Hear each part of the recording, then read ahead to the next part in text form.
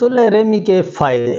آقا کریم نبی کریم صلی اللہ علیہ وسلم نے فرمایا کہ صلح رحمی سے عمر بڑھتی ہے اور صلح رحمی سے مال بڑھتا ہے۔ صلح رحمی سے رزق میں کشادگی ملتی ہے اور صلح رحمی کا ایک فائدہ یہ بھی ہے کہ انسان بری موت نہیں مرتا۔ صلح رحمی سے آفتیں اور مصیبتیں ٹلتی ہیں اور صلح رحمی سے ملک میں آبادی اور سبز و شادابی بڑھتی ہے۔ صلح رحمی سے اللہ تعالیٰ گناہ معاف کرتے ہیں اور صلح رحمی سے جنت میں جانے کا استحقاق حاصل ہوتا ہے۔ صلح رحمی کرنے والوں سے اللہ رشتہ جوڑتا ہے۔